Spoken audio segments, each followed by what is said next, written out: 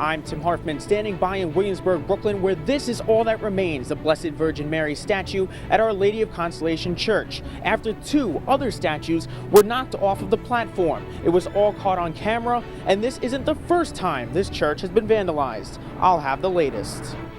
America is honoring a president and his lifetime of service. The body of George Herbert Walker Bush is in our nation's capital for the last time. Bishop Nicholas DiMarzio leading the Brooklyn Diocese in celebration of Migration Day, plus an emotional show of support by Pope Francis for the war-ravaged children of Syria. The news starts right now.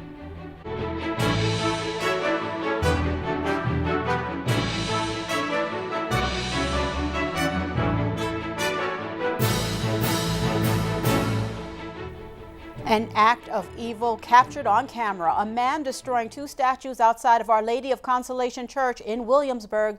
Good evening, everyone. I'm Liz Faublas. And if it wasn't bad enough, what he did before smashing the statues is just as shocking. The NYPD is looking for the man. Currents News' Tim Harfman is standing by outside of the church in Williamsburg with the latest. Tim.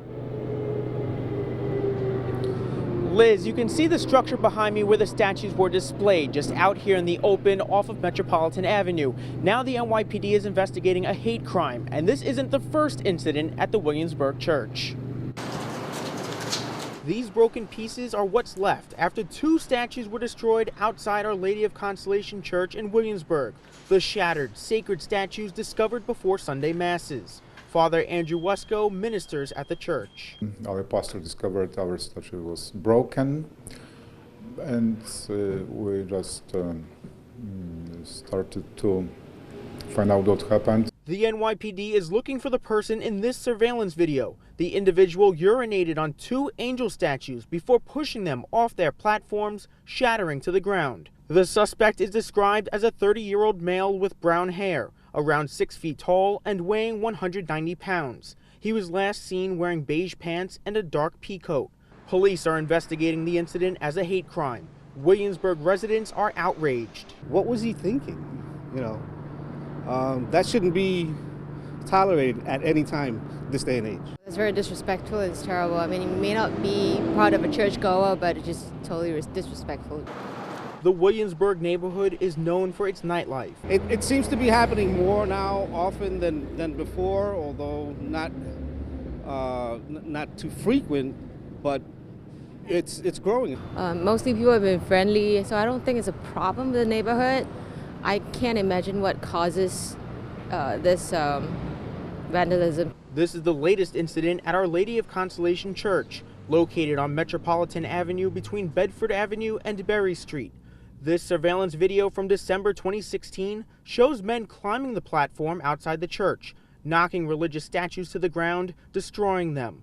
Despite the hateful act, Father Andrew has compassion. Forgive and pray, yeah, sure.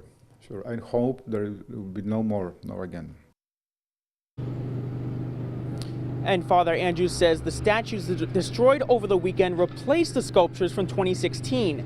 They're a few $100s each, and he says it's up to the pastor to replace them. I had a moment to check in with the pastor just before coming on the air. He has no plans to replace the statues, but he's looking into better surveillance videos and to gate off this area. Anyone with information is encouraged to call Crime Stoppers at 800-577-TIPS or text their tip to crimes, then enter tip 577. In Williamsburg, Brooklyn, Tim Harfman, Currents News. Liz, back to you.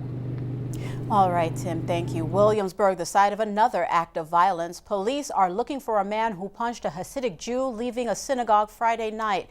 The 33-year-old victim was with his son on Troop Avenue when surveillance video showed this man approaching from behind. The attacker lashed out and struck the victim in the back of his head.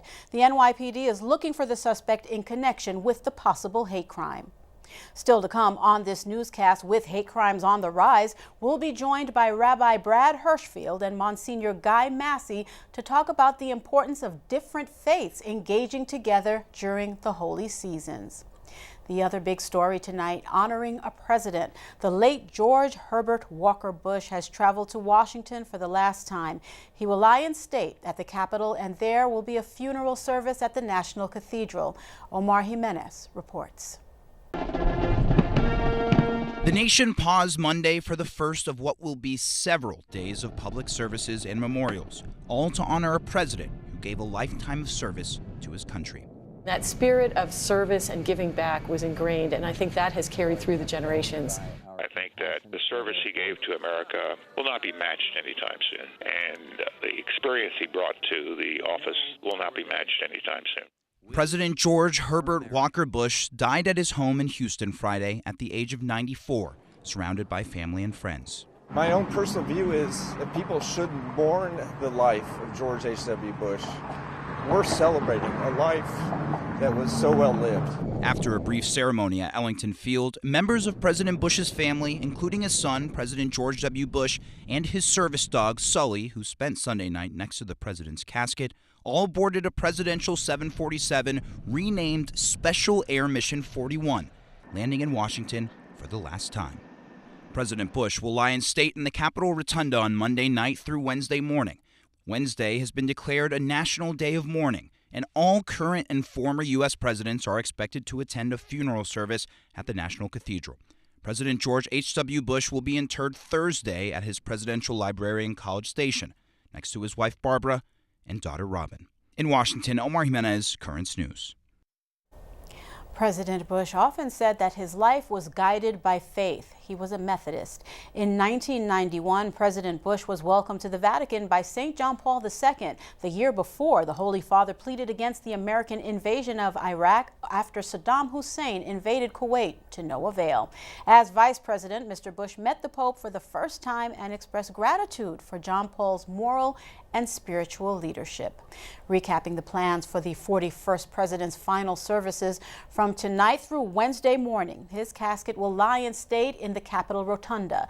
Wednesday is a national day of mourning, and the state funeral will be held at Washington's National Cathedral. On Thursday, President Bush will return to Texas, where he will be buried next to his wife and daughter at the Bush Library.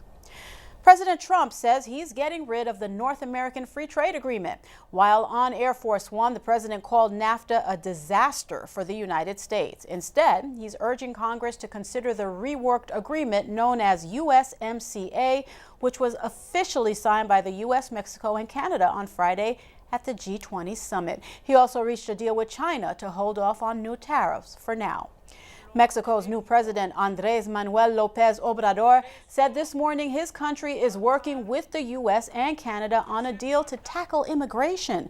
López Obrador was sworn in on Saturday. Today, top members of his cabinet are in Washington to work out a new agreement about that caravan. The migrants would stay in Mexico while their asylum claims are processed in the U.S. Immigrants from around the world joined Bishop Nicholas DiMarzio for a special migration mass this weekend. The liturgy took place at a time when immigration is a contentious issue. Currents News' Emily Druby reports. It's an event parishioners say they look forward to every year. This is very meaningful for Chinese Mandarin immigrants here. Because you see, it's different countries, different peoples, race. I think it's very nice. The annual Migration Day Mass held Saturday at the Co-Cathedral of St. Joseph, dressed in traditional garb. Parishioners and clergy members from ethnic ministries of the diocese were joined by Bishop Nicholas DiMarzio, who's an internationally recognized leader on migrant issues. We seem to be in different areas, different camps, different ways of thinking of things. But the church has that ability to bring people together across all these lines. We have a common faith that unites us. The event promoting that unity with a reading of the prayer of the faithful in 25 different languages. We pray to the Lord.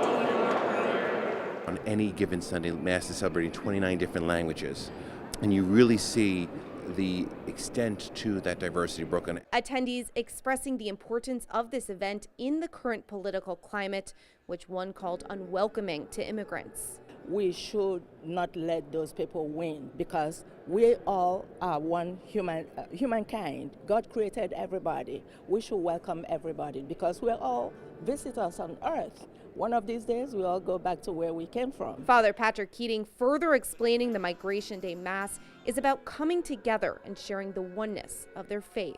In Prospect Heights, Emily Druby, Currents News. The Diocese of Brooklyn also celebrated Mass for World AIDS Day on Saturday.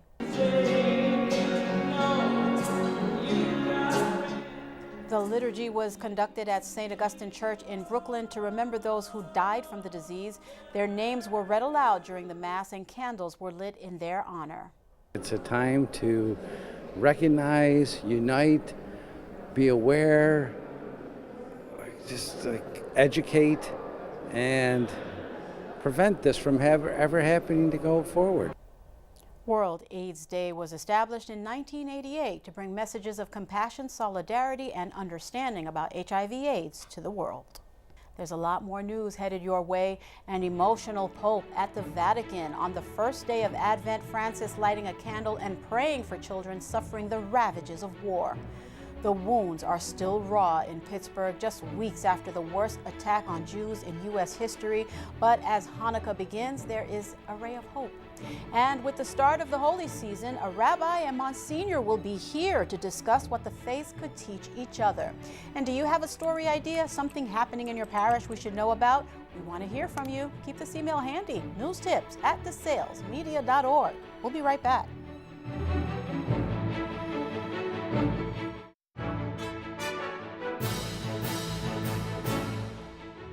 Tonight, Pope Francis is being quoted about celibacy and priests. The remarks are in a new book-length interview with a Spanish priest.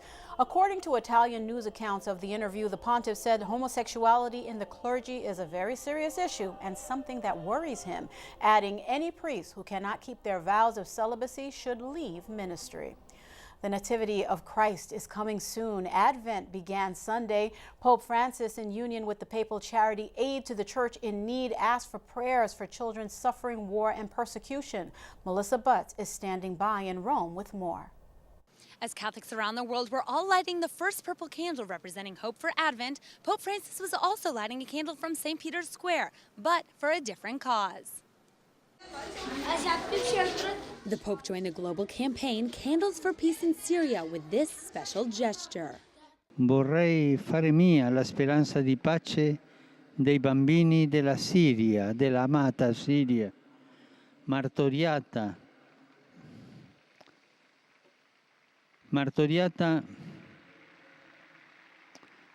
da una guerra che dura ormai da 8 anni. Per questo, aderendo all'iniziativa di aiuto alla Chiesa che soffre, accenderò ora un cero, insieme a tanti bambini che faranno lo stesso, bambini siriani e tanti fedeli del mondo che oggi, in questo momento, accendono le loro candele. The Pope asked the thousands of visitors to pray with him for peace in Syria and for the Christians who are still living in the country.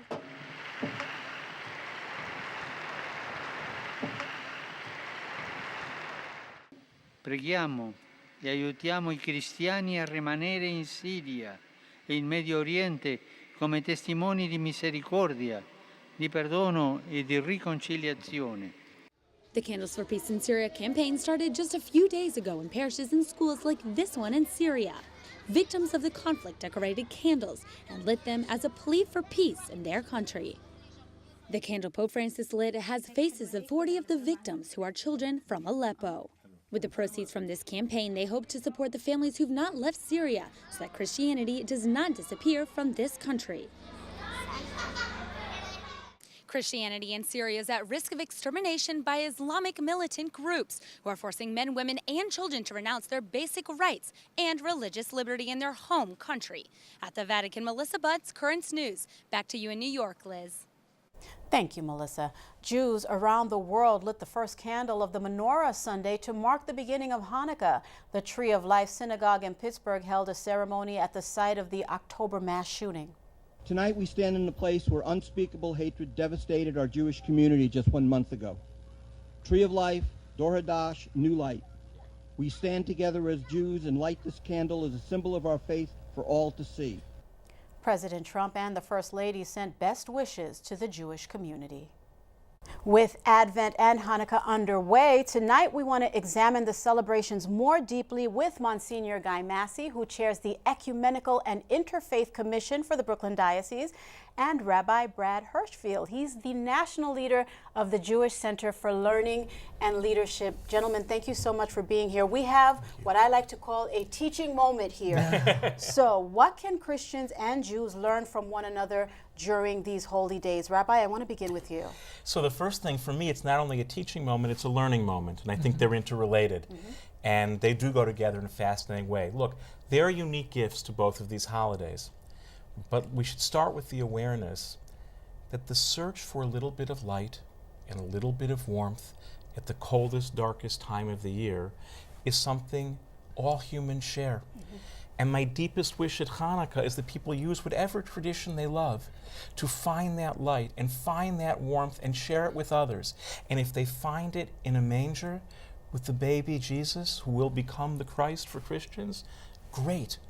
For Hanukkah, that means believing that in the year 163 before the Common Era, there were these crazy people who dared to believe that the temple in Jerusalem could be theirs again despite religious oppression. And even crazier, found a small amount of oil and dared to light it, and it lasted longer than anyone believed.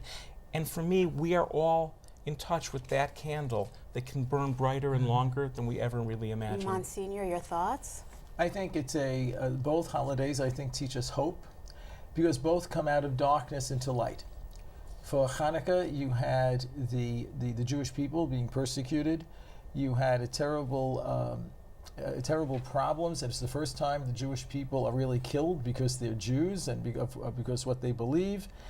And the holiday begins in darkness. It's a very dark time for them. For us, Christmas also begins in darkness. It begins in the darkness of total confusion of this woman Mary. It begins in the darkness of the cave of Bethlehem, and light enters the world. It's similar to the light that has entered the world and the darkness has not extinguished it. And today, the meaning for today in our society, with the increase of racism and crimes against people and hate language and the rise of anti-Semitism, with confusion in the church at this particular time and anger in the church at this particular time with the scandal and everything else, what do we need? We know that. We need light, and I think the light is God. Let's delve deeper into that you bring that up, Monsignor Massey. We're talking about the assault on the synagogue in Pittsburgh, which was the deadliest anti-Semitic attack in American history. We can't forget what we started our program with, this vandalism in Williamsburg against a Catholic church and a Jewish man.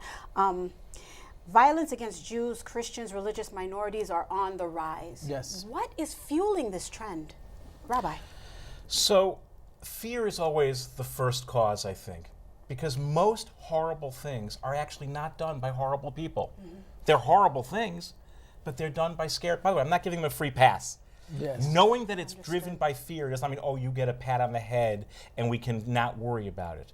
But it does mean that the response has to marry both a profound call for justice, but also an awareness of mercy and love that meets people where their fear is. For Christmas and Hanukkah, I would say, imagine if every person and institution you hated, if it's a person, imagine how people would have seen that little baby in that little cave in Bethlehem.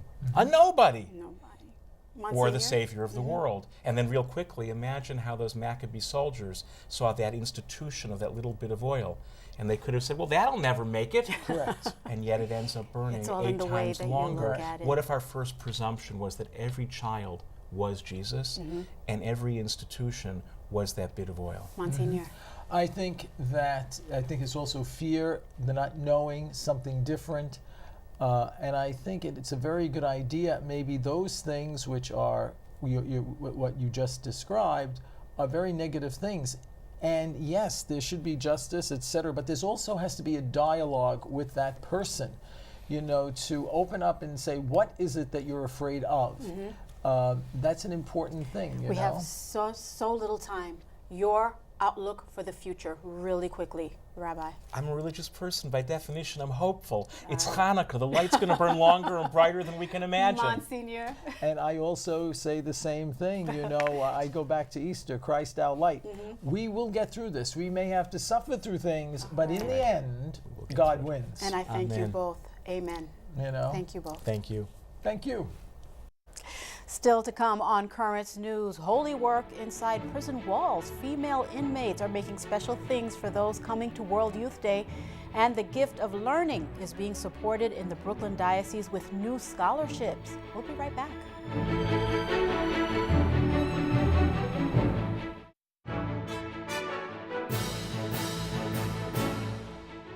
The TriState ItalianAmerican Congress celebrated their 30th annual Scholarship Award prayer service over the weekend. The Congress gave the Diocese of Brooklyn $100,000 for scholarships that were distributed to the Italian-American students from around the diocese. Monsignor Jamie Gigantiello was on hand for this ceremony. It really makes the difference of, for many of them, keeping their children in our Catholic schools or having them to leave. So it really helps out. Brooklyn Bishop Nicholas DiMarzio was also on hand to distribute the certificates to each child. Dozens of inmates at a rehabilitation center in Panama have been entrusted with creating rosaries for the upcoming World Youth Day there. Sean Richardson has that report. Zulema is from Venezuela. For more than 2 years, she's been living in this rehabilitation center in Panama. Along with 59 other inmates, she participates in this workshop to make rosaries that will be distributed to World Youth Day participants. Here is feeling like we're not deprived of our freedom. I am an Adventist, but I believe in one God. This workshop is a way of distracting us. We are proud because this is going to be a part of a worldwide event. Her brother was recently murdered in Venezuela. Zulema hopes to be able to bring the rest of her family to Panama as soon as she has served her sentence. This workshop helps her to feel useful, a perspective her companions also share. For example, Joanna says this helps her so she doesn't feel discarded by society. She's eagerly waiting to end her prison sentence and embrace her 3 children. I would say to my children that every little thing we're doing here is from the heart. Each one of us puts the best of ourselves in each rosary. We put so much love and care into each one.